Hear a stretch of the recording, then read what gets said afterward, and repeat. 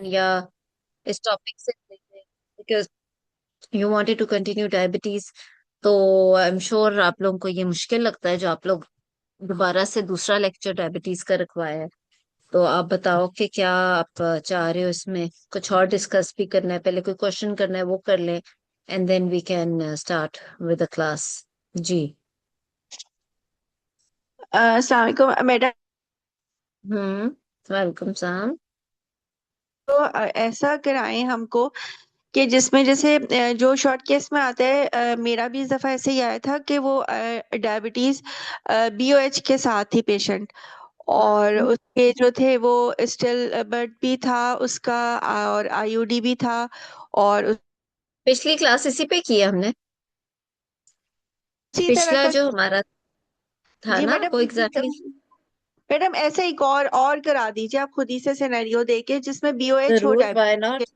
Y BOH हो not, diabetes जरूर। के साथ। और उसमें हम जो है ना ऐसे हिस्ट्री को कवर करें कि हम उसकी प्रीवियस जो है वो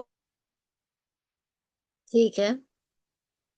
भी पता हो कि हमने उस पेशेंट की प्री कंसेप्शन काउंसलिंग कैसे करनी है। और फिर वो हमारे पास जब प्रेगनेंसी में आई है तो हमें उसे एंड तक कैसे लेके जाना है, और उसको क्या काउंसलिंग करके फिर नेक्स्ट। बिल्कुल। तो नॉर्मली इस तरह। अगर बैड ऑब्स्टेट्रिकल हिस्ट्री का केस आता है उसके ऊपर जब वाइवा हो जाता है तो बाद में एग्जामिनर का, जैसे बिल्कुल आसिया ने कहा, एक ये क्वेश्चन भी बड़ा टिपिकल है कि आप इसका किस तरीके से मैनेज करते हैं, what counselling you would have done to her if she had come to you before the pregnancy. तो बिल्कुल this is a very important question. Good, चलो ये भी कवर करते हैं।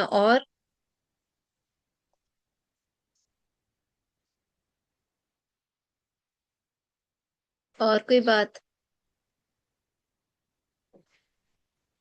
हम्म। ओके सो जी, हमारी जो प्रेजेंटर है आई थिंक फातिमा है, और दूसरी कौन सी थी, हादिया? मैडम मैंने नाम दिया था लास्ट टाइम कि मैं प्रेजेंट कर। आपने दिया था, ठीक है। जी मैडम, सो मैं और नॉट अदब exactly the Asiya. Same case again, क्योंकि वो एक केस तो हम कर चुके हैं बैड ऑब्स्टेट्रिकल हिस्ट्री अच्छा। का। वो दोबारा से तो नहीं हम करेंगे, लेकिन हम उसी तरह का ऑफ कोर्स एक और। जी फातिमा, जी मैडम, मैं कोई यही कह केस है रही आपके थी। पास? नहीं गुड। मैडम, आप बता दें। जी बताइए। पहला हाफ देख लो आप में से किसने करना है, किसी के पास सिनेरियो ऑलरेडी है तो बता दें। मैडम आप दे दें सिनेरियो। मैं दे दूं? आसिया आपके जी। पास है कोई सिनेरियो तो आप बता दो। अपना एग्जाम्पल ही बता दो बेशक जी। मेरा मैडम एग्जाम वाला यही था कि पेशेंट यंग थी। She was a Pathan patient and she was 28 years old and she has hmm. Only जी आप बोलते जाओ। 6 years of age and she had ज्यादा। two sorry. miscarriages, recurrent miscarriages first trimester. One was twin pregnancy in which एक जो था उसका it was a IUD, और दूसरा बच्चा जो उसके पास अभी था जी जी। alive, वो उसका twin। फिर से बोलो, सिनेरियो की तरह बोले, जैसे आप एक स्टेटमेंट में बताएं, नॉट लाइक अ स्टोरी, ठीक है? अब हमारे पास टाइम कम होता है क्लास में। ग्रेविडा 3 पैरा 2 एट इतने वीक्स आप केस अपना बोलें जी, फटाफट आसिया। एक सेकेंड मैडम, मुझे मुझे इसकी पैरिटी में कैलकुलेट कर लूं। चलो अ, ग्रेविडा 3 पैरा, हाँ करें कैलकुलेट। मैडम आप दे दें कोई, क्योंकि बैड ऑब्स्टेटिक हिस्ट्री वाला तो हमने लास्ट टाइम भी किया था ना। हाँ, चलो उसके साथ ये ऐड कर लेते हैं, जी मैडम ठीक है। है ना? जो भी सिनेरियो होगा उसमें बैड ऑब्स्टेट्रिक हिस्ट्री ऐड हो जाएगा जी जी। मैडम। जी Asiya. Madam, at 28-year old, she was gravida 5, para 2 plus 2, and good. with a complaint of gestational amenorrhea 10 weeks and having spotting since 2 to 3 days. Patient was severely anemic. She had pallor, and her hemoglobin was 7 grams per deciliter. History of iron transfusion also in this pregnancy, and previous history of two miscarriages first trimester, and one twin pregnancy in which one was a live issue and one was IUD. Hmm. IUD, and one was the neonatal death, early neonatal death. So, madam, she was okay, gravida 6 but para 3 plus 2 ठीक है। और because okay, gravida 6 para 3 plus 2 कैसे हो गई? Parity बढ़ जाएगी ना? क्यों? अ, मैडम उसके पैरिटी ट्विन में तो हम उसको पैरा टू ही बोलेंगे ना, अगर उसका जो है वो ग्रेविडा वन पैरा टू हो गई ना वो। वन वॉज ट्विन प्रेगनेंसी, और उसमें उसका अगर वन। पेशेंट की सेकेंड प्रेगनेंसी है, पहले बच्चे ट्विंस हैं, तो शी इज ग्रेविडा 3 पैरा 2 है okay. Asiya. This is a basic question, ये तो फेल हो जाने, यहीं पे फेल हो चुकी हो, ठीक है। How can you do this? Patient की जो पैरिटी है ट्विन से बढ़ती नहीं है। If there is a twin pregnancy previously, you say for example एक पेशेंट है जिसके पहले ट्विन्स थे and this is the second pregnancy, you say she is gravida 2 para 1 with one set of twins. Okay. ठीक है, please, ये तो बिल्कुल बेसिक बात है, इसमें बिल्कुल गलती नहीं करनी पैरिटी में, ठीक है। सो ओके, ठीक है, नहीं केस अच्छा है आपका। So we can do it like this, gravida 5 para 2 plus 2 and she has previous 2 first trimester miscarriages, one set of twins, and previous 2 है कि previous 1 है? Madam no caesarean, all were SVDs. Previous SVTs, but only one alive issue. Or now she's at 10 weeks of gestation and presented with vaginal spotting, pallor both. Okay, fine. This is a good case. Normally, जो exam में अगर आप short case या extended टोक्स की बात करोगे, तो उसके अंदर आपका मोस्टली जो वीक्स होते हैं ना, वो 10 वीक्स वाली प्रेगनेंसी आती नहीं है। वो प्रेगनेंसी आपकी आएगी तकरीबन या तो 28 से 32 वीक्स पे, ताकि वहां से आगे आप अपनी वो कंफ्यूजन खत्म करोगे कि आपने how are you going to take her. हाँ, जो एग्जामिनर है वो जरूर उसकी जेस्टेशन वापस लेके आएगा, but I think it's a good case.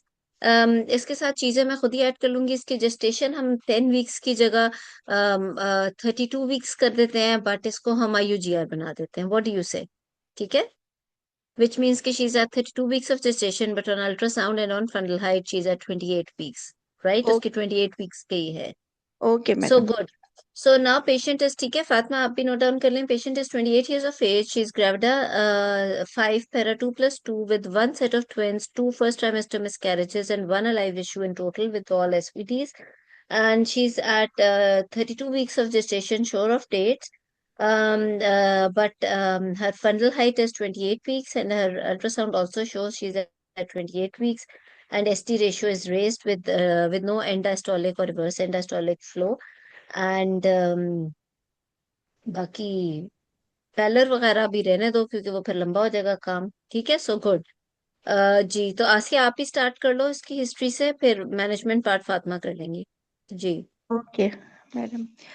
अस्सलाम वालेकुम। मेरा नाम डॉक्टर आसिया है। मैं शुबे गानी में 4 साल से मुंसलिक हूँ। आपका नाम क्या है? फातिमा। नहीं, let's make it structured madam. Discussion. Madam इसको मैं आप और स्ट्रक्चर्ड फातिमा। डिस्कशन आप वो करना चाह रहे हो, रोल प्लेयर वाला? मैडम शॉर्ट केस कर लेते हैं, मैं और फातिमा, फिर आप और फातिमा मैनेजमेंट बता दीजिएगा। चलो ठीक है, फातिमा आप पेशेंट बन जाओ। अस्सलाम जी वालेकुम। मैम। मेरा मेरा नाम डॉक्टर आसिया है। मैं शुबे गानी में 4 साल से मुंसलिक हूँ। आपका क्या नाम है? मेरा नाम सादिया है। अच्छा सादिया। आपकी उम्र क्या है और आपकी शादी को कितना अरसा हुआ? मेरी उम्र 28 साल है, मेरी शादी को 6 साल हो गए हैं। 7 साल हो गए। अच्छा हादिया, आप को आखिरी दफा माहवारी क्या कब आई है? मुझे ना तकरीबन 8 महीने हो गए हैं हादिया, माहवारी आपको को। माहवारी की तारीख नहीं याद? पता है, आज से जो डॉक्टर को चेक कराया था 8 महीने पहले, यानी कि अपना जो डॉक्टर ने मुझे बताया था ना कि मेरे 32 वीक्स बन रहे हैं।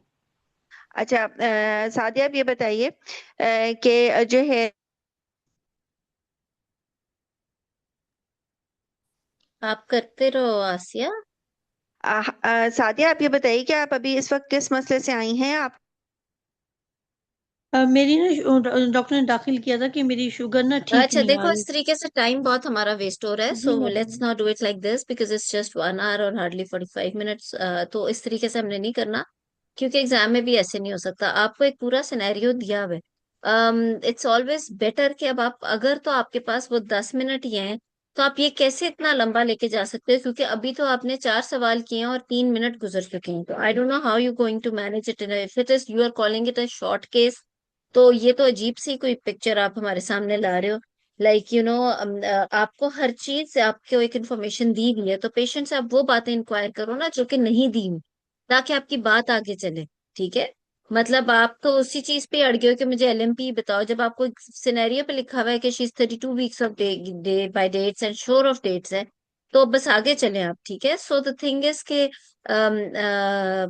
You are wasting lot of time. There is no point in saying कि मैं 4 साल से शोबा गानी में मुंसलिक हूँ। मतलब इट्स टेकिंग 1 मिनट जो आपका एग्जाम में। तो और ना सिर्फ ये एक्स्ट्रा बातें और नॉनसेंस सुन के एग्जामिनर को जो है ना ठीक ठाक प्रॉब्लम होती है। और very frankly when you'll be doing your clinical practice you can not talk nonsense with the patients.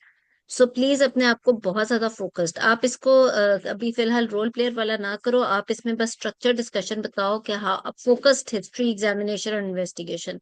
Ji Asia quickly बोल दें। Okay. Aslam थोड़ा सा आवाज नहीं आ रही। जी बोलो। I have read the scenario मैंने and आपका ready. टाइम नोट डाउन कर लिया, अब I आपने have read the फटाफट मुझे scenario बताना है। and I have read the scenario and ready for the structured discussion. I first of all I will complete the missing biodata of my patient,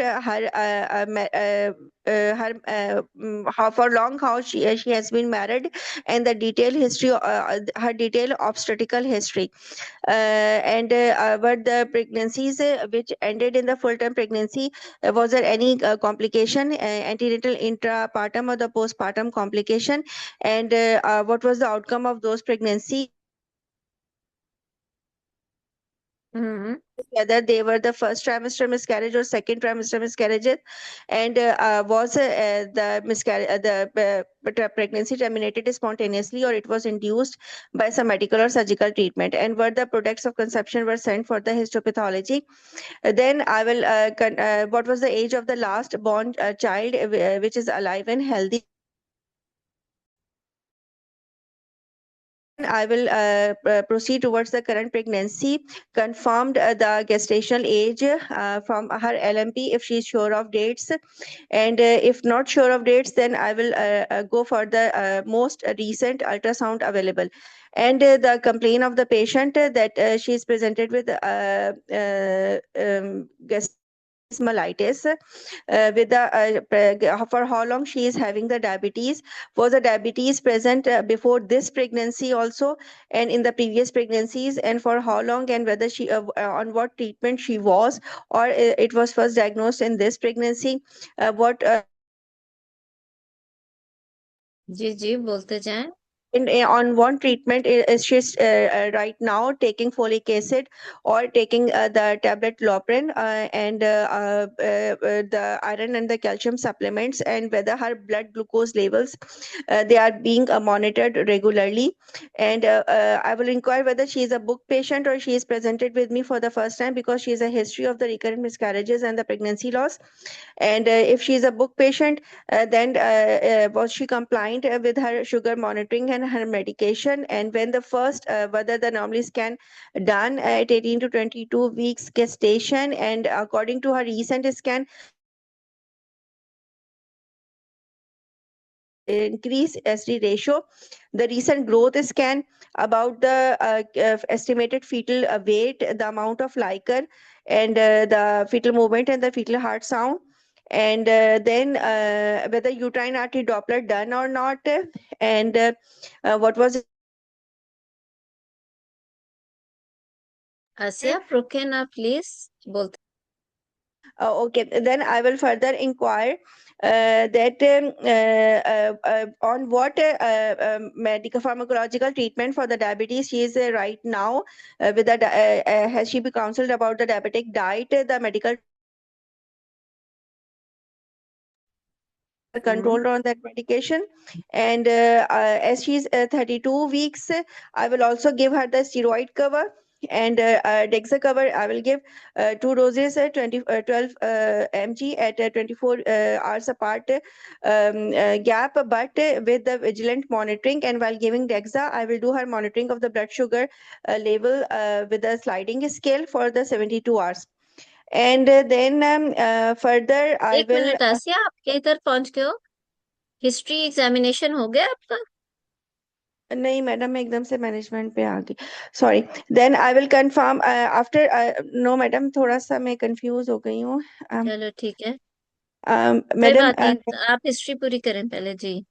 okay, then I will confirm. Then I will confirm.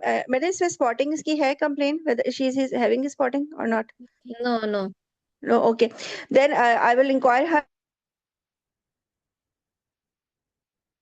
like how many times she is experiencing the fetal movements, and any other hmm associated complaint like leaking, discharge, etc. Then I will go for the detailed menstrual history before the pregnancy, were cycles were regular or not, any associated complaint, any history of the contraception use,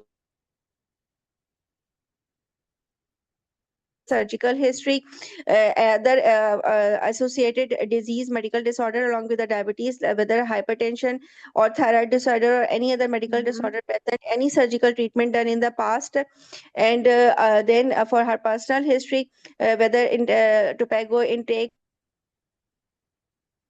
hmm alcohol intake, she's whether taking these um,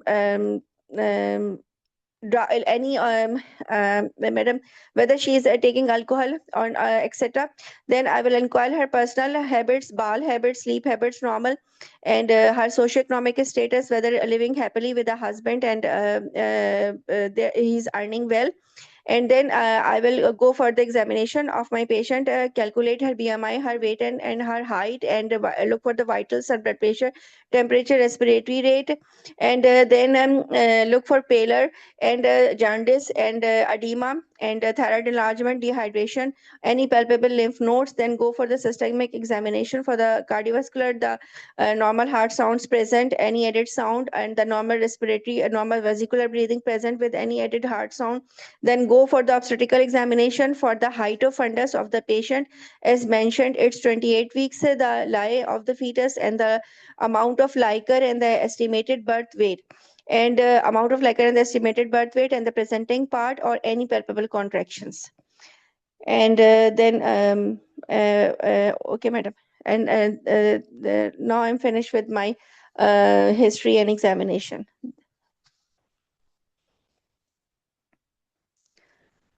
Madam, I am finished with my history and examination.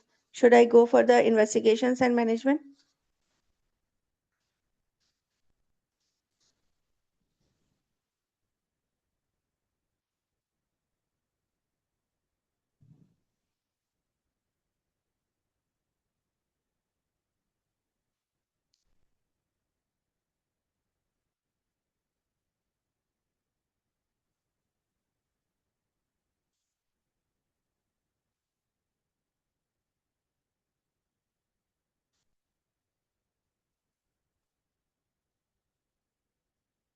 Hello?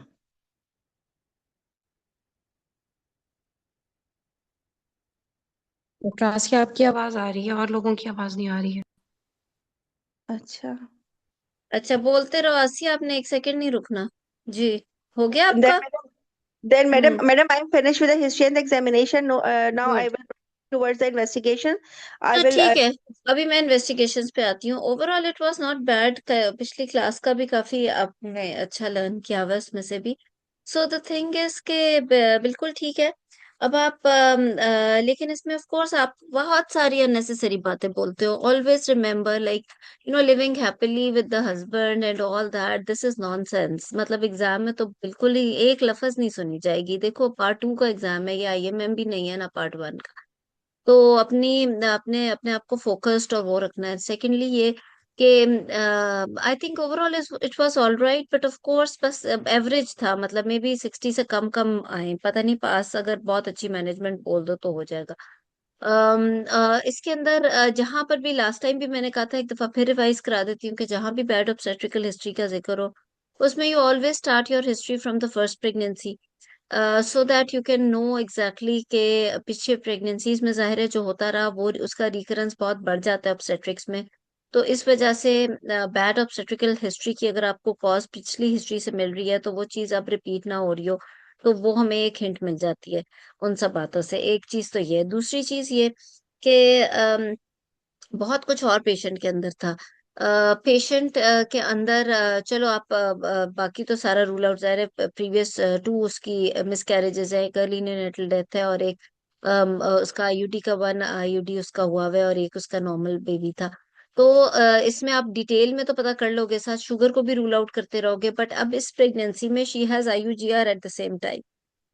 तो आपने उसकी एक अलग से history नहीं ली कि उसको उसको उसको बेबी मूवमेंट्स का गर्थ का कब से पता चला। ऑल्दो ठीक है, she is sure of dates, but again structure discussion में हम फिर भी, because fundal height is not going according to the dates, तो हम उसकी डेट्स बार बार रिकन्फर्म भी करते हैं कि ईद की उससे या किससे उसे याद रहा, फीटल मूवमेंट का फर्स्ट टाइम हुई, एब्डोमिनल गर्थ उसको लग रहा है कि अकॉर्डिंग टू हर जेस्टेशन बढ़ी है या नहीं बढ़ी, और आईयूजीआर का या एसजीए का कब से उसको पता चलना शुरू हुआ, सीरियल ग्रोथ स्कैन्स हुए या नहीं। तो हिस्ट्री के अंदर बहुत सारी बातें जो है ना वो और ऐड होने वाली थी। थोड़ा सा शायद थोड़ा कंफ्यूज भी थे। All of a sudden you started talking about the management for no reason. तो ऑफ कोर्स एग्जाम में भी कई दफा आपकी नर्व्स जो है वो मेंटेन करना मुश्किल हो रहा होता है, ब्लंडर्स कर रहे होते हो, तो try not to do this. लेकिन वेरी फ्रेंकली अभी आप लोग इंशाल्लाह पार्ट 2 का एग्जाम देकर जब क्लिनिकल प्रैक्टिस में बैठोगे, and you'll be sitting in the clinic and you'll be facing different types of patients, और अकेले आप बैठ के जब डील कर रहे होगे तो कई दफा आप ऐसे सिनेरियो में फंसते हो कि आपने अपनी नर्व्स को बहुत मेंटेन करना होता है। तो इस वजह से इट्स ऑलवेज बेटर के एग्जाम में भी इसकी प्रैक्टिस करके जाए। तो examination was alright, I think so, more less ठीक ही था। तो अभी तक किसी ने कुछ और ऐड करना है हिस्ट्री में तो बता दें। हमेशा याद रखें, history is not about just taking history of any obstetrical patient, और हिस्ट्री इज नॉट अबाउट कि बस किसी कोई भी हिस्ट्री है तो बस उसमें हम वही फिट इन कर दें। History is actually history of that particular patient. Always remember, जब तक आपके वाइवा में ये टच नहीं आएगा कि आप उस पेशेंट की बात कर रहे हो सिर्फ, और उसी पेशेंट की हिस्ट्री डिटेल में बता रहे हो, तब तक एग्जाम पास नहीं हो सकता। अगर आप सिर्फ रटी रटाई हिस्ट्री जाकर बोल दोगे ना, तो फायदा ही कोई नहीं है इस एग्जाम में। तो जो जो पेशेंट हो, प्लीज उसके अकॉर्डिंगली ही चलाना है अपना वाइवा भी और अपनी हिस्ट्री भी। ठीक है, चले, गुड। इन्वेस्टिगेशंस भी मांग लें आप, I Asia. will ask. Okay, madam. Madam, hmm. her hemoglobin level, platelet count, and TLC level, her urine complete analysis, along with the sugar in the urine and any nitrites per cells or glucose, presence of glucose in urine. Then her blood group, her hepatitis B surface antigen, anti-NCV, and HIV antibody. खैर, मैं आपको साथ साथ बताती हूँ। चलो, इसका HB थोड़ा सा हम कम भी कर देते हैं। एचबी इसका 8 है, और बताएं। प्लेटलेट्स Madam, नॉर्मल है, टीएलसी नॉर्मल है जी। any finding on the urine complete analysis? Urine is fine. And her right now her sugar profile, her fasting level, and 1 hour and 2 hour postprandial चलो, levels. We discuss this. Okay. And madam, her recent scan and the findings of the scan and previous anomaly scan, if any positive finding. वो भी discuss करते हैं। और test कौन से मांगोगे? And then I will also inquire for the urinary protein creatinine ratio, because she is a BH patient, so long standing not diabetes available. and LFTs and hemoglobin A1C normal. and hemoglobin A1C level. वो भी not available. And madam, in if she is previously being visited to the doctor, long standing diabetes, then any previous past 3 months, any ophthalmoscopy done or any ophthalmoscopy done, the assessment चले, वो normal है। normal. That's it, madam. It's fine. It's okay. अच्छा, ठीक है। आपने वो HB8 का आगे से नहीं किया कुछ पता? Okay, madam. Sorry, madam. Her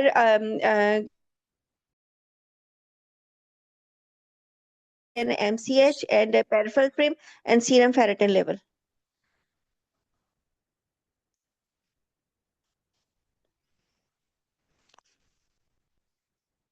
Madam, her peripheral smear and RBC indices and the serum ferritin level.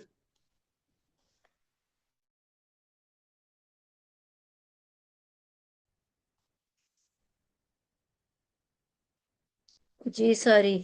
हाँ मैडम जी। अच्छा, मैडम ये माइक्रोसिटिक हाइपोक्रोमिक है। और क्या चाहिए आपको?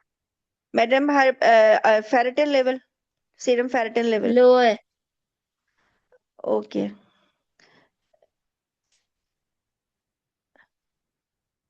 इतना क्यों सोच रहे हो आगे? बस madam it's okay, investigations done madam. अब आप उसके प्रोफाइल्स दें और इसकी फिर बस। हमें। अच्छा जी देखो, मैडम। दो तीन बातें आसिया, बिल्कुल गलत स्टाइल है आपका इन्वेस्टिगेशन मांगने का। You can not go to the, कभी आप फास्टिंग शुगर लेवल्स मांग रहे हो, कभी अल्ट्रासाउंड मांग रहे हो, फिर वापस आके आरएफटीज एलएफटीज मांग रहे हो, फिर वापस जाके आप फंडोस्कोपी मांग रहे हो, फिर वापस आके आप एचबी अनीमिया का प्रोफाइल मांग रहे हो। You are totally confused. Doctor who is managing a patient has to be composed.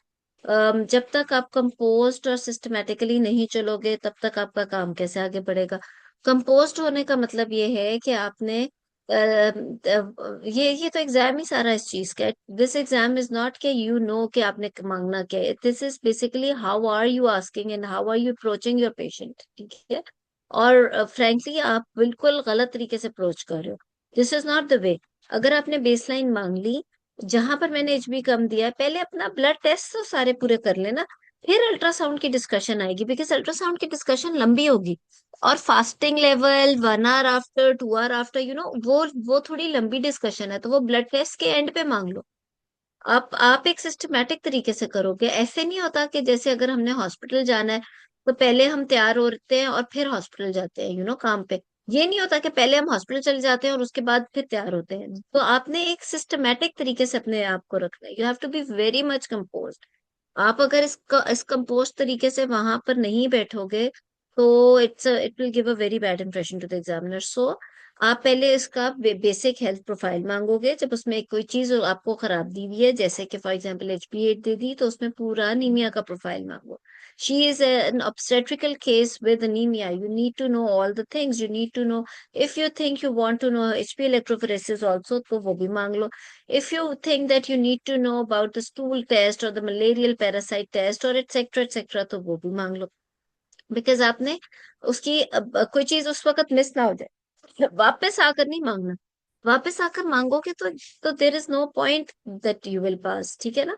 अच्छा, उसके बाद आपने जब आगे हम जाएंगे, देन यू आस्क फॉर, मैंने कहा urine complete examination is normal, but then you said I want creatinine protein ratio. Why? मतलब मैंने तो प्रोटीन यूरिया तक नहीं दिया यूरिन में। तो फिर आप क्यों वो वाला टेस्ट करा रहे थे? हाँ। जी मैडम। जी मैडम, ये गलती सही क्या है मैडम? मैं ठीक है, वो नहीं करना। चलो जी गुड। अच्छा, दूसरा उसके अलावा आपने ये कि ठीक है HbA1c मांगा, बट मेरा ये ख्याल है कि HbA1c थर्ड ट्राइमेस्टर में कोई इसकी सिग्निफिकेंस नहीं रहती, ठीक है?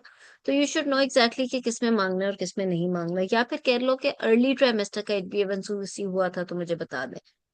अच्छा, उसके अलावा मैंने आपको आपने LFTs मांगे, ठीक है? I think if she is chronic diabetic या along विद दैट उसको कोई हाइपरटेंशन या वो प्रॉब्लम ना हो, तो आप अगर साथ में RFTs भी मांग लो तो देर इज नो हार्म के वो भी अगर आप मांग लो तो।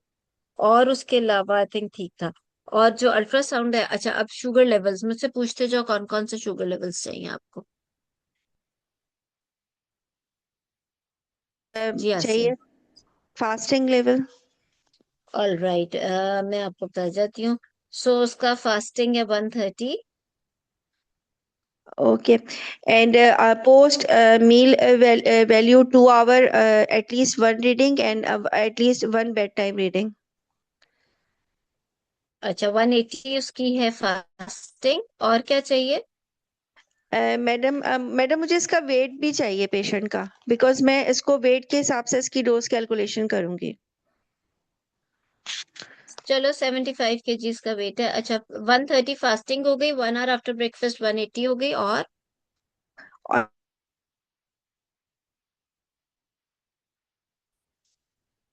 हम्म मैडम अगर 2 hour रीडिंग एक हो वो भी, एंड बेड टाइम रीडिंग। यानी आपको टोटल चाहिए फास्टिंग में, फास्टिंग चाहिए, 1 आवर आफ्टर ब्रेकफास्ट चाहिए, 2 आवर आफ्टर ब्रेकफास्ट चाहिए और बेड टाइम की चाहिए।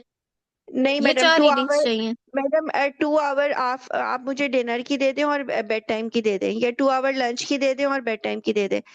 एटलीस्ट आप मुझे इसकी 3 to 4 रीडिंग्स दें ना, 2 रैंडम और एक फास्टिंग।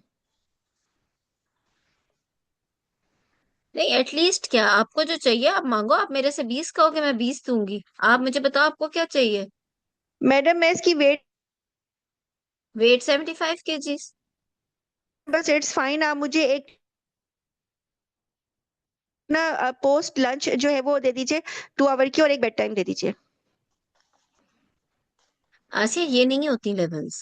ठीक है, ऑब्स्टेट्रिक्स में you don't do 2 hours after meal and okay bed time करनी है कर लो। आप किस किस्म, देखो इस तरह नहीं करना। आपको ये पता होना चाहिए exactly. It's not like that, it's okay, it's about the guidelines, it's about the evidence based practice. ठीक है, it's not just that we do whatever we want to do in any patient of any एक ये wait है इसलिए it's okay कि ये no. आपके पास एक एविडेंस बेस्ड प्रैक्टिस होनी चाहिए कि आपने क्या शुगर लेवल्स करने हैं। अब आप मुझे बताओ, आप मैडम डिपार्टमेंट में आपके क्या शुगर लेवल्स होते हैं जब एक मैंने पेशेंट अभी डायबिटीज के साथ एडमिटेड होता है, जिसकी डी रेंज लेवल्स आ रहे हो और मॉनिटरिंग के लिए एडमिट हो, तो क्या शुगर लेवल्स होते हैं वो पूछ लो। शाबाश। और उसके जहां बाद फिर फंसो हम, वहां ये सोच लो कि आप अपने डिपार्टमेंट में क्या करते रहे हो। जी। मैडम मैं हम तो 6 लेवल्स करते हैं, लेकिन मैडम मैंने परसों से जो है ना वो ये SOGP पढ़ना शुरू की थी डायबिटीज की ना, तो उसमें मैंने पढ़ा तो उन्होंने उसको उसमें साफ साफ वेट कैलकुलेशन से भी लिखा हुआ है कि अगर इट्स नॉट नेसेसरी कि आप उसके जो है वो 6 कैलकुलेशन से देखो, भी इट्स करते नॉट हैं। दैट, आपने पता नहीं किस कॉन्टेक्स्ट में क्या चीज पढ़ ली है। ठीक है, सबसे पहली बात ये कि प्लीज आप वो करो जो आपके वार्ड में होता है। 1 hour आफ्टर, ठीक है, एवरी मील आप करोगे। बेड टाइम करनी है तो जरूर कर लो। 6 लेवल्स आप मांगो, फास्टिंग मांगो, 1 hour आफ्टर ब्रेकफास्ट मांगो, बिफोर मील बिफोर लंच मांगो, 1 hour आफ्टर लंच मांगो, before dinner and 1 hour after dinner. If you want to get another level which is the bed time level, तो आप वो भी कर सकते हो। ठीक है, इस तरीके मैडम से आप आपने। मुझे मैडम आप लेवल्स दें, फिर मैं उसी तरह से करती हूँ जैसे हम करते। तीनों फास्टिंग दें, फास्टिंग मॉर्निंग से पहले, fasting lunch and fasting dinner, और ऑल द 3 मील्स लंच के से वन पहले hour don't call it fasting. Madam like pre meal value, pre prandial lunch and pre prandial dinner, and 1 FBS after 8 hours fasting. अच्छा, and breakfast के 1:30 मैंने आपको fasting दी, 180 1 hour पे after breakfast दी। लंच की मैंने आपको दी है अगेन 140, बट 240 दी है 1 hour आफ्टर लंच। और डिनर की मैं आपको दे रही हूँ 180 before dinner and 200 after dinner. ठीक है। ठीक है मैडम, इसको फिर हम जो है वो टोटल डोज कैलकुलेशन ऐसे करेंगे कि मैडम लाइक, अभी तो हम डोज डिस्कस नहीं कर रहे। ओके अभी तो हम ठीक, इन्वेस्टिगेशंस पूरी कर रहे हैं ना। Okay madam. आप थोड़े से कंफ्यूज हो जाते हो, चीजें आपको पता है सारी। आपने वहां कंफ्यूज नहीं होना। आपने ये नहीं सोचना कि पता नहीं ये एग्जाम है तो ये पता नहीं मेरे सर पे सवार ना हो जाए। Don't take it like that. आप बहुत कंफ्यूज हो रहे हो, हालांकि बात आपको जब मैं पूछती हूँ तो आपको पता होती है। सो आप बिल्कुल आपने काम रहना है। आपने उस वक्त कुछ नहीं सोचना कि कि आपने क्या चीज ऐसी पढ़ ली या कर ली। आपने वो करना है जो आप 4 साल करते आ रहे हो। ये तो टिपिकल केस ऑफ डायबिटीज। तो इसमें और IUGR है साथ में, तो आपने उस चीज को कंफ्यूज नहीं होने देना। आप सोचो कि अभी तो हम सिर्फ क्लास में बैठे हुए हैं। एग्जाम में तो कितना ज्यादा आपके टेंशन होगी, कितनी कंफ्यूजन मची होती है वहाँ। टाइम मैनेजमेंट, फिर इतनी बड़े बड़े प्रोफेसर आपके सामने बैठे होते हैं, sometimes they are giving you strange looks also. So आपने, और फिर यू ऑल्सो नो कि आपने इतने सारे स्टेशंस में से गुजर के और फिर जाके आपने बात इस तरह की करनी है कि अगले एग्जामिनर के जहन में आ जाए। लेकिन always remember that is the only day that you have to perform the best. So कोई चीज आपको डिस्ट्रैक्ट नहीं करनी चाहिए, किसी चीज। आप जहां फंसो, स्पेशली जो टिपिकल, मोस्टली एग्जाम में टिपिकल केसेस ही आते हैं। Rare things happen very rarely in life, and actually मुझे तो लगता है they don't happen at all in exam. और सो जो टिपिकल केसेस आते हैं जहां पे कहीं कंफ्यूजन हो, आप बस वहीं रुक जाओ। आप सोचो आपके वार्ड के राउंड में क्या बात हुई थी, या आपके वार्ड में इसकी क्या मैनेजमेंट हो रही होती है, एंड ऑलवेज रिमेम्बर आपका वाइवा बिल्कुल ठीक हुआ शुरू हो जाएगा। तो और एक चीज बार बार मैं कहती हूँ कि वो जो एक पेशेंट है ना, वो ही इस वक्त आपका पेशेंट है। आपने पूरी किताब उसके ऊपर अप्लाई नहीं कर देनी, आपने उस पेशेंट को लेकर चलना है, उस पेशेंट की ही बात करनी है आपने। Bad obstetrical history start from the first pregnancy. Why? Because you need to know the cause of bad obstetrical history, because it must be repeating again in this pregnancy. तो वो इस वजह से आपको कॉज की हिंट मिल जाएगी, और जब आपको कॉज का पता चल जाएगा तो you can manage it well in this pregnancy. So आपने इस तरीके से, और फिर आपने आगे इन्वेस्टिगेशंस में you can not show yourself as a confused candidate, because you are not. आप अपने वार्ड्स में, अपने जो है एग्जाम में, अगर आप रिटन क्लियर करके आए हो तो definitely you are not a confused candidate, you know things. तो इसलिए आपने ना तो किसी से डरना है, ना ही किसी से कंफ्यूज होना है, ना ही को किसी की लुक्स से फर्क पड़ना चाहिए।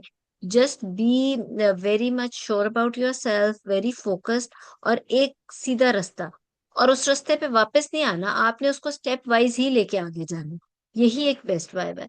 हाउएवर कई दफा जाहिर है हर बंदा इंसान है, हो ही जाता है, तो इट्स ओके। फिर कभी कभी आप कर भी लेते हो, लेकिन it should happen very very rarely. Best तो वो कैंडिडेट है जो कि बड़ा ही कंपोज तरीके से स्टेप बाय स्टेप सीढ़ी चढ़ के लेके जाए अपने केस को। सो इस वक्त आई थिंक थ्योरी वगैरह आपको आती है। आपको सबसे ज्यादा जो एडवाइस की जरूरत है ना, वो यही है कि आपने कंफ्यूज नहीं होना, कंफ्यूज हो रहे हो बार बार।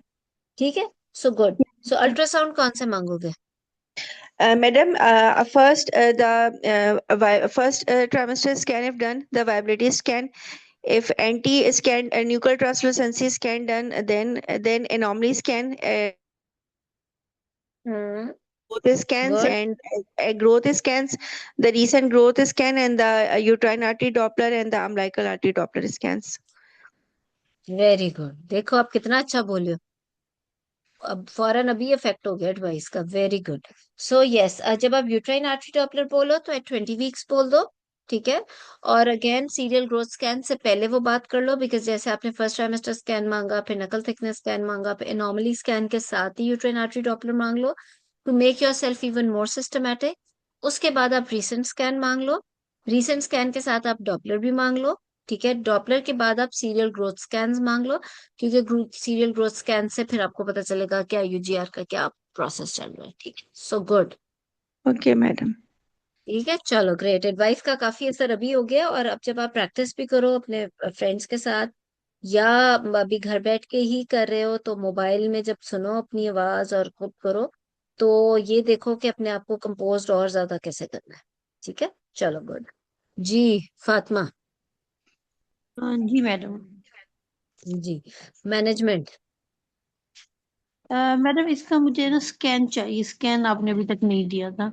स्कैन के अकॉर्डिंगली 28 वीक्स के पैरामीटर्स हैं, एसटी रेशो हाई है, और एंड डायस्टोलिक और रिवर्स एंड डायस्टोलिक फ्लो नहीं है, और क्या चाहिए? मैडम इसके सामने ठीक है मैडम। मैडम मैनेज स्टार्ट करो मैनेजमेंट, हम्म। क्योंकि मैडम ये हाफ हैजर्ड से हो गए केस, मुझे ना थोड़ा सा क्लियर ही नहीं हो रहा। क्या क्लियर नहीं हो रहा? मैडम इसका ना वो चाहिए, मैडम मुझे इसके ना फीटर की काउंट चार्ट चाहिए, जो इसका लास्ट 24 आवर्स के ठीक है, दो वो नॉर्मल चार्ट है, है। वो दे दिया। और ठीक है, madam CTG. Normal. Okay madam. Madam, first of all, I offer support counsel about the diagnosis. This is a high risk pregnancy because patient has gravida 4 para 2 plus 2, 2 miscarriages and 1 IUD and 1 early neonatal death, only 1 alive issue. And this is also very high risk pregnancy because patient IUGR baby with as increased ST ratio and the range sugar level. So after admission, I tell the risk factor, maternal risk factor and fetal risk factor, fetal increased risk of IUD, and other is preterm delivery and increased perinatal mortality and maternal complication. increased risk of because my patient has diabetes and complicated diabetes, and increased risk of preeclampsia, eclampsia and preeclampsia and eclampsia. So after counseling, I admit the patient and stick monitoring, maternal monitoring. First of all, I monitor the sugar level after calculating the dose. My aim is to sugar is fasting is less than 95, and 1 hour postprandial less than 140.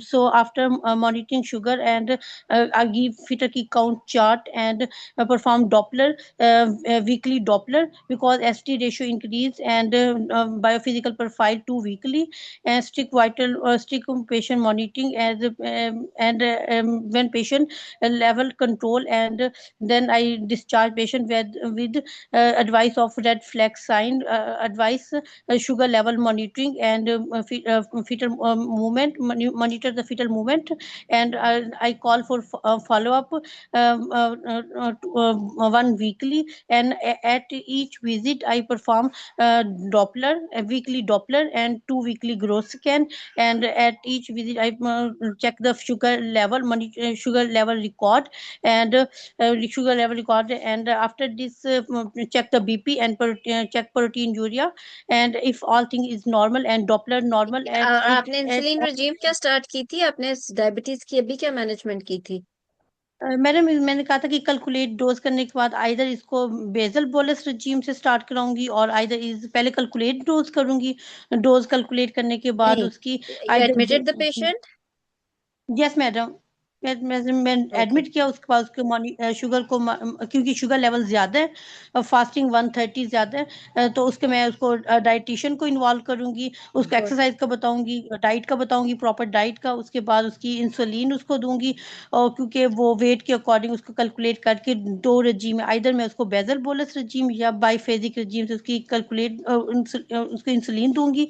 When level control हो जाएंगे, my aim is fasting is less than 95, and 1 hour postprandial less than 140. When level control, then I give Dexa cover, and then I start insulin 20 to 40% increase level for 5 days, and after this I decrease the level of sugar insulin when level control, and I perform Doppler weekly to see either is reduce flow and absent a reverse. You have If all sent her thing is, home or she is still in the hospital? Madam hospital रखूंगी अगर जब तक उसकी level control नहीं होगी, और अगर इस दौरान अगर उसकी यानी कि डॉपलर So में what कोई और exactly मसला। insulin you started her with the levels I gave you?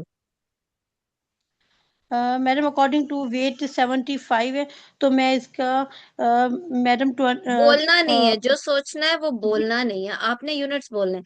जब वार्ड में राउंड हो रहा होता है तो आपके जब सीनियर राउंड कर रहे होते हैं तो वो ऑर्डर्स में आपको डायरेक्ट लिखवाते हैं कि ये इंसुलिन, वो ये नहीं बोलते अच्छा यस वेट मैडम। 75 है तो चलो ये करें तो वो करें तो वो करें, नहीं ये करें। It's not that. आप बोलो कौन सी इंसुलिन कितने यूनिट कब कब दोगे।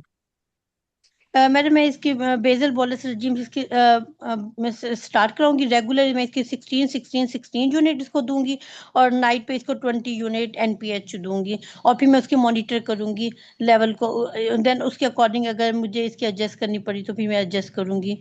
और हाइपोग्लाइसीमिक, ओरल हाइपोग्लाइसीमिक कोई दोगे? जी जी मैडम, और हाइपोग्लाइसेमिक भी मैं ग्लूकोज मेटफॉर्मिन स्टार्ट कराऊंगी 1 ग्राम बीडी में, और साथ ठीक है। डाइट भी उसको तो कंसल्ट द थिंग करूंगी। इज कि आपका भी अच्छा था वो है, लेकिन आप बिल्कुल ना स्टेप वाइज नहीं चल रहे हो।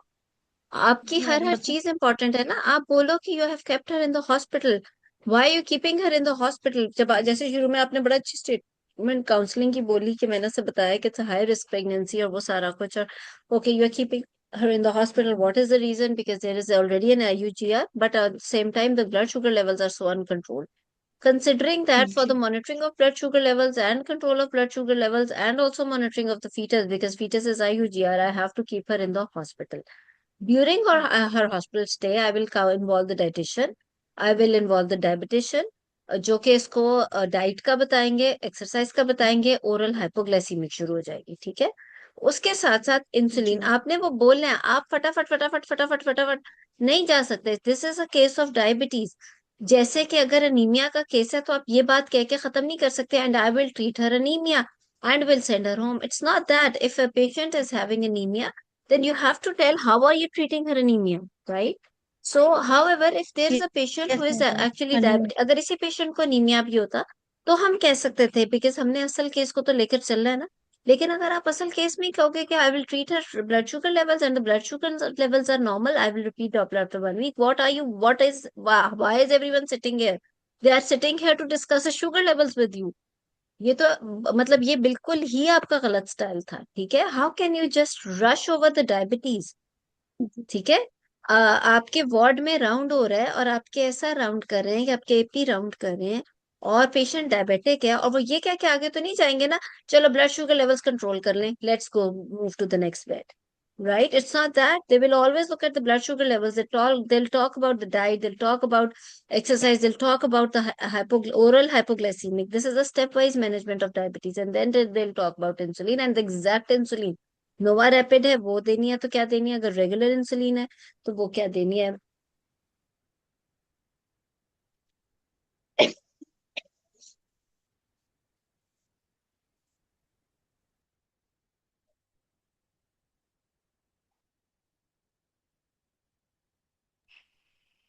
अच्छा, सो मैं आपको बता रही थी, ठीक है? सो इस तरीके से जी नहीं, और मैडम। फिर आपने जी साथ साथ when the patient is in the hospital you have to tell that how frequently are visiting the patient, उसके किस तरह से लेवल्स कर रहे हैं, और फिर दोबारा से आप सेकंड, फिर पूरी एक डिस्कशन होती है एग्जामिनर के साथ, examiner then gives you another 6 levels के 2 दिन के बाद अब ये लेवल है, अब बताएं क्या करेंगे।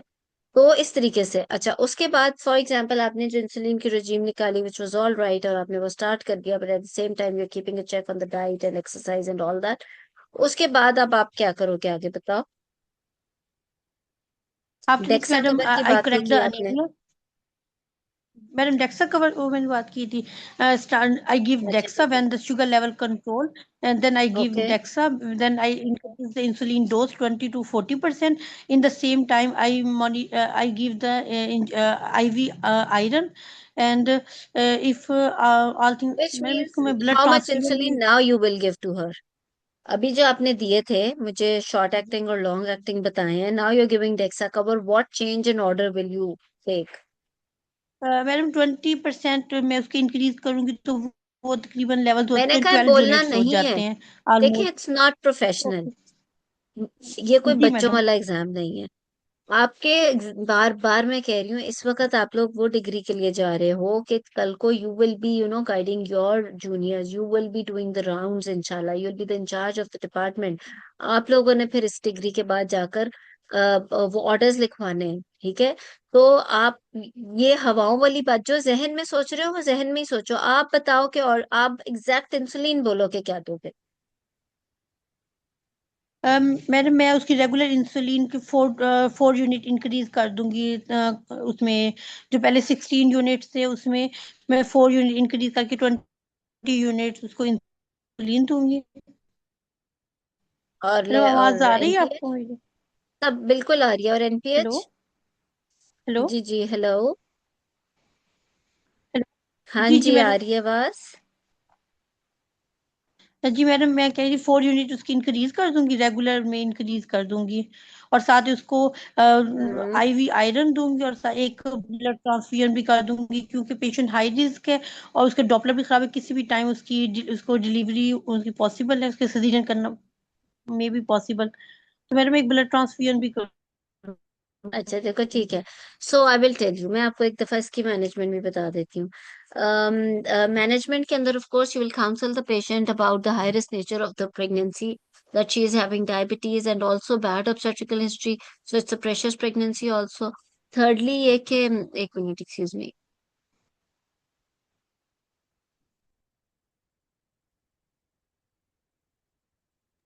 And then I will explain to her about the maternal and fetal complications, जैसे कि फातिमा ने बहुत अच्छी बोली थी। उसके बाद my patient is having anemia and IUGR along with the deranged blood sugar level. So I will explain to her that she needs to be admitted in the hospital. for the monitoring and control of blood sugar levels, as well as to take care of all the complications that have already occurred because of the diabetes, and to treat her anemia. I would like to involve the multidisciplinary team that particularly involves the dietitian, dietitian, diabetologist, as well as the hematologist, neonatologist, और बाकी आपने जिसका करना है इसमें anesthetist को भी हम इन्वॉल्व करेंगे. अच्छा, और radiologist as well.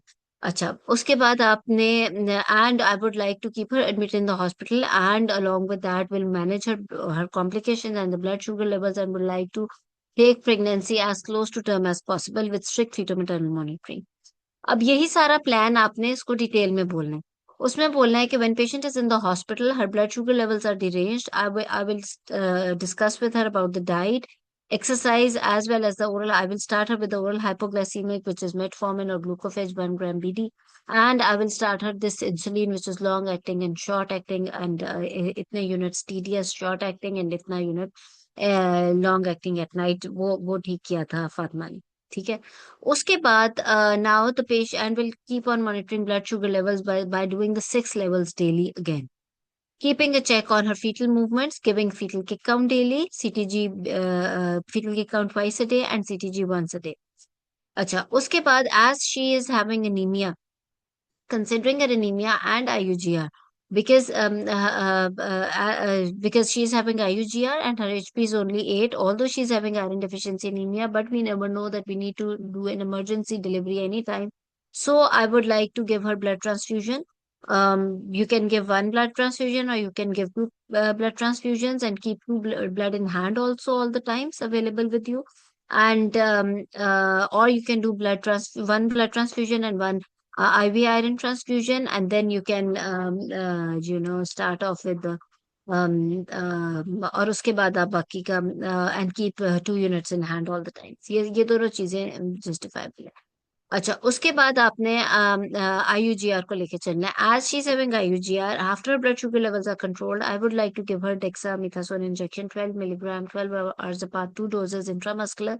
But I will also explain to the patient that for the next 72 hours, her blood sugar level will be increased because of the DEXA cover, right?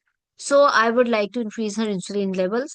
और अब because of this, for the next 72 hours, I will give her this insulin, जैसे कि फातिमा ने हमें doses दोबारा से बताई. उसके बाद because she is having IUGR, so I would like to do her biophysical profile twice a day. She is having high ST ratio, so she's at very high risk of having further placental insufficiency leading to reverse or absent end-diastolic flow. So I would like to do her biophysical profile twice a day, twice weekly, यानी हफ्ते में 2 दफा every 3 days, or Doppler once a week, and then decide accordingly. And would like to take her pregnancy as close to term as possible. And we'll also explain to her that we'll discuss with her the mode of delivery, because ST ratio is high. So my first option or choice for her for the mode of delivery will be cesarean section because of placental insufficiency. And however, अगर बहुत ज्यादा if she wants low threshold of cesarean section रख के अगर वो normal delivery का वो करेगी भी, तो with the high chances of IUD and high risk consent, हम फिर उसको पेन्स का देख लेंगे because previous 2 SVDs है. लेकिन if there is reverse or absent end diastolic flow, तो फिर तो cesarean section ही होगा. तो इस तरीके से you will take her. ठीक है.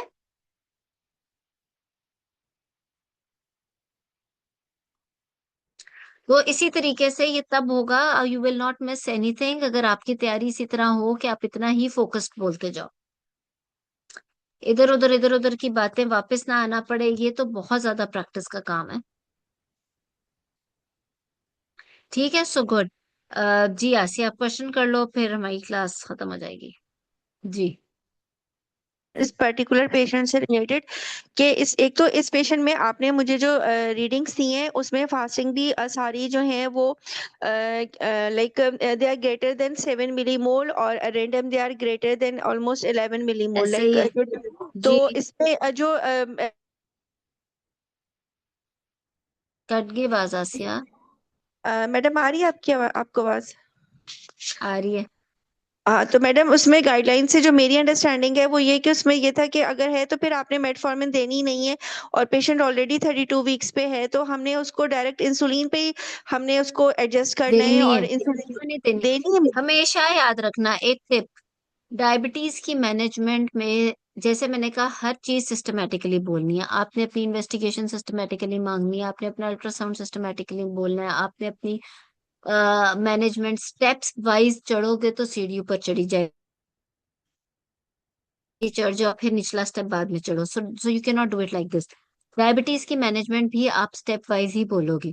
और वो आप कैसे बोलोगे? वो आप ऐसे बोलोगे कि आपने पहले डाइट का जिक्र करना है, फिर आपने एक्सरसाइज का जिक्र करना है उसके। और अगर वेरी फ्रैंकली, अगर आपका केस डायबिटीज का है, तो please you should know exactly the calories you are talking, because you never know, your examiner starts asking you about that. The carbohydrate content your patient needs, the protein content, and the fat content that she needs. This is what is expected from you, right? And then the amount of exercise also that you are telling her कि वो करे। उसके बाद तीसरा step oral hypoglycaemic का होता है, और चौथा स्टेप इंसुलिन का होता है। तो आपने इसी तरह ही एग्जाम में बोल, ठीक है? ओके।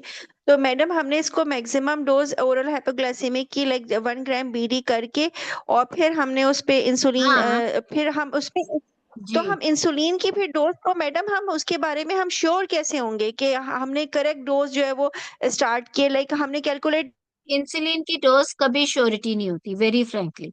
इंसुलिन की डोज आपको ओके। रोज रोज बदलनी होती है। आपने एक मिनिमम डोज से शुरू करते हो, then you monitor levels daily. इसीलिए तो हॉस्पिटल में एडमिटेड है पेशेंट, कई दफा हफ्ता रखना पड़ जाता है, पेशेंट के लेवल्स इतने मॉनिटर करने पड़ जाते हैं कि अच्छा और फिर अकॉर्डिंग टू लेवल्स कई दफा आपको बढ़ाना पड़ता है, not exactly according to the weight. ठीक मैडम, है। इसमें हम ये भी कर सकते हैं कि मेटफॉर्मिन आप इनिशियली 2 to 3 डेज दे दें और फिर उसके बाद इंसुलिन स्टार्ट करें।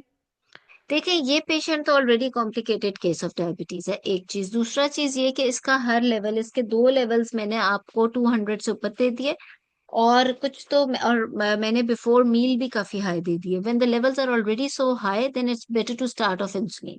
If the ओ- levels, all levels are 1 hour after meal, or all levels are below 200, then you can try metformin first with diet and exercise, and then you can see. But ओ- normally, if it is so high, then you have to start insulin along with other things. ठीक है? like अभी in this patient, if she is not taking, let's suppose if she is not previously taking metformin, and if she has come to us for the first time, then we can start metformin and insulin at the same time in this particular Yes, patient. Okay, yes, because madam, all more level, most of the levels are so high, they're above 200 G. और madam जो आपने and में इसका जो mode of delivery था, तो इसकी she is having the BOH history, और if hmm. She is going to term and she is having 3 kg, like 3.5 kg baby, अगर इसका, वैसे तो ये आईयूजीआर है, लेट सपोज कि इसका जो है वो बेबी का जो है वो एएफआई सही रहता है, एंड तक उसको पॉलीहाइड्रोमियोस नहीं होता है, और एक नॉर्मल वेट 2 हम्म। नहीं यानी कि करते। एसटी रेशियो नॉर्मल है, एसडी आईयूजीआर रेशो नहीं है। आप एसडी रेशो आपने बढ़ावा दिया, लेकिन मैडम उसमें जरूरी तो नहीं है ना कि ओलिगो भी हो पेशेंट। लिगो की तो बात ही नहीं की हमने, तो स्मॉल वेट स्मॉल किया ना, 32 वीक्स था, 28 मैडम वीक्स था, मतलब रेस्टी मैडम रेशियो मैं ज्यादा।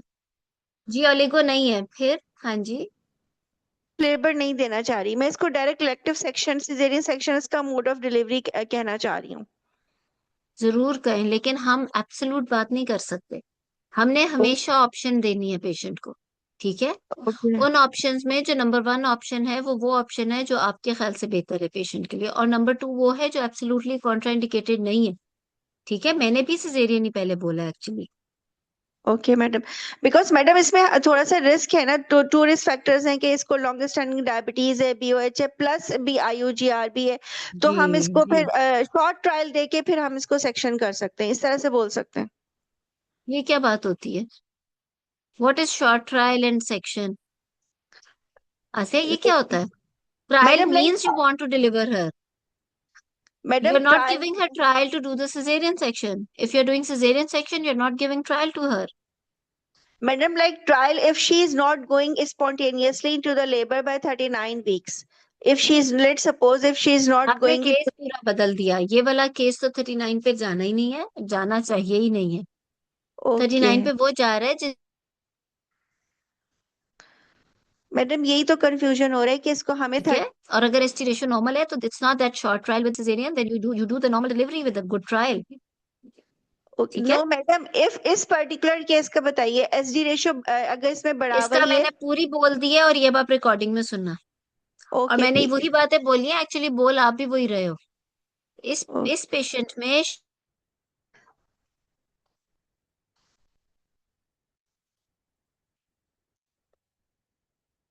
पहले मोड ऑफ डिलीवरी से डिस्कस कर ली कि जिस टाइम पे भी हम डिलीवरी प्लान करेंगे, if SD ratio is high